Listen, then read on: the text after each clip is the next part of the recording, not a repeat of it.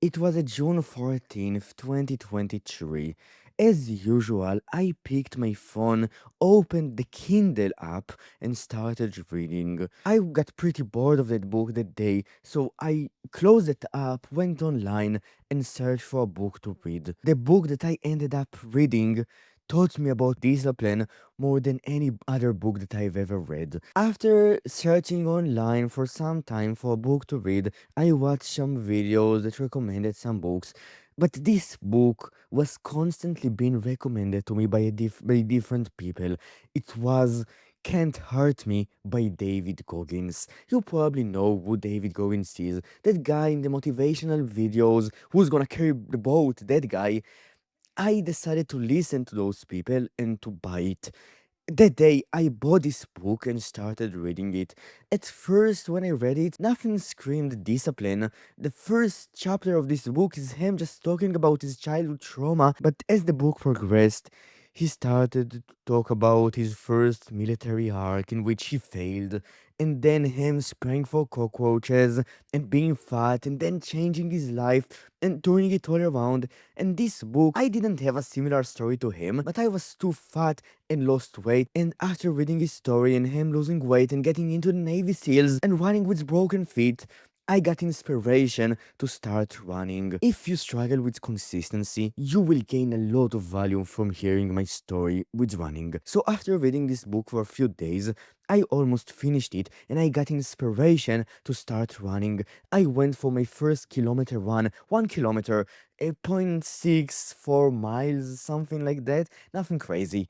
I went to it, I ran it, and during it, I remember running the first point 4 kilometers.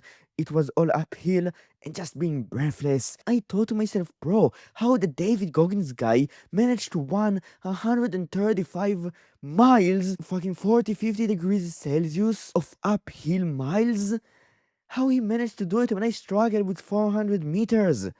But I kept doing it and I finished that 1 kilometer run. And after it, I didn't really want to run anymore. I went to a few more runs like it for 1 kilometer or two, but nothing more. I stopped running. I kept training in the gym. As you probably know, at the time I was training in the gym consistently, but I did not stick to running.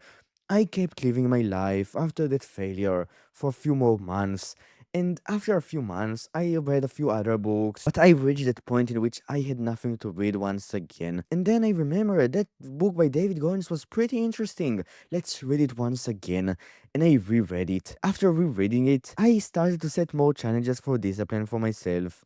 I started to take a cold shower each and every day, no matter what. And after a few weeks from that point of rereading it again, I went for another run. This time I wanted to run a 10K, but after 2 kilometers, I couldn't really keep going. I sat down, I took a short rest period, and when I did it, I looked at the horizon and I saw clouds coming. And then I looked at the weather radar and I saw that a storm was coming. And I knew I was cooked. I kept running for another 4 kilometers during the rain, and after 6 kilometers, around 4 miles, I got back home. This run was pretty hard, and it was pretty much the catalyst for my running journey because after it, I felt so good. Not good in a sense of, oh, I just did something that sucked and I enjoyed the pain and the pain was good. No, I felt proud of myself because I went through this challenge and I finished it. Not finished it in a sense of I did what I wanted to do, but finished it in a sense of I gave it almost everything that I had. And after feeling that feeling of, oh, I'm disciplined, I just did something hard, I wanted to feel it once again. But this time, instead of running, doing the hard challenge once, I already knew at the time about the science of habit building. I read books like Atomic Habits and The Power of Habits and all of these books about consistency and habits. And I knew that doing something hard once is not good. Instead, I started to run 3 kilometers every day. I didn't care about overtraining. I didn't care about sacrificing sleep. I prioritized consistency and discipline, and this was a discipline kind of challenge that I set for myself, and I succeeded in it. I did it consistently. I was willing to sacrifice my time, to sacrifice studies, to sacrifice work for the sake of doing this challenge. And in some way, I didn't really sacrifice anything. Everything else was just the same in terms of quality of work that I was doing, the time that I was dedicating to studies and everything, the grades that I was getting, everything was the same. I got a little bit less sleep sometimes, but in general, it worked. I became way more disciplined. The catalyst plus the willingness to sacrifice made me so consistent in this challenge. And after 3 months, I bought a pretty cheap Garmin watch, this one, and I used the training plan of it to train for a half marathon. I consistently trained for that half marathon and I ran it with my friend, and it was hard as fuck all of the time. I needed to go to these runs with discipline, and during the time, I didn't have a lot of belief that I could run the 10K runs, the 15K runs, the 16K runs. But you know that feeling of having this doubt, thinking that you can't really do something, and then doing it and finishing it, and it went better than you expected, and just feel good. That's the kind of thing that I felt after each one of these challenges, after being so consistent. And months after running that half marathon, I ran a marathon, and then another one, and now I run a half marathon each and every week. Now here's the thing. The reason why I've managed to go from having a hard time running 400 meters to running a marathon and a half marathon each and every week consistently is due to consistency. I've been sticking to it. I've been doing it. I've been going to each one of the workouts that I need to consistently.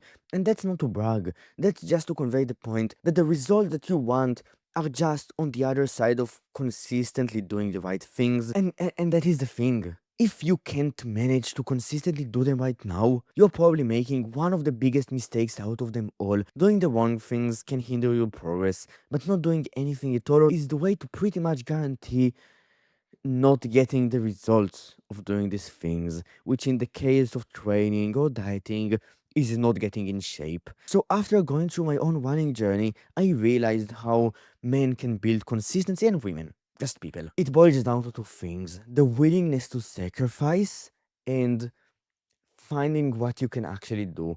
Before everything else, if you are not willing to make any sacrifices at all, not sacrificing some time to training, allocating it to training, which is in some way sacrificing, not think the discomfort, you will fail. Before everything else, you need to be willing to make these sacrifices. They are not massive, right? Just feel the discomfort, just feel that muscular pain when you go and you train. You know, you can feel it right now. Go down and do a few push-ups, and that's the exact thing that you're going to feel for 10 to 40 sets each and every week for the next few months and years. That's the kind of pain that gets you in shape. That's the kind of sacrifice that you need to be willing to make. And then you need to find the kind of work that you can actually stick to and do consistently. And by doing it consistently, you will see the results of doing it. You will get in shape. So I want you to think about video games. They are all designed to be engaging, pretty addictive, and fun.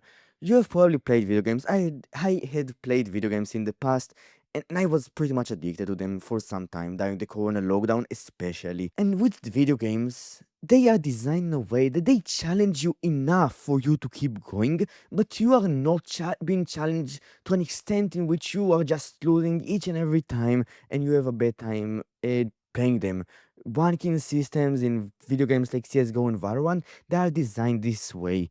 And you need to basically have this ranking system with your consistency. You need to find the kind of work that is challenging enough so you have a challenge, like sticking to your workout, but not challenging too much that you are just failing consistently. You need to find this effortless pace to stick to it, to stick to it consistently, to get used to it, and then to find a new effortless pace that you will build. You will build a higher effortless pace. You will become better consistency wise. You will be able to do more. But before that, you need to do something. You need to build consistency, especially if you are currently not that consistent. That's what you should do, and that's how you actually become consistent in training and by extension get in an amazing shape. If you enjoyed this video and want me to make more videos like this one, you can like and subscribe, and I will see you tomorrow. Bye.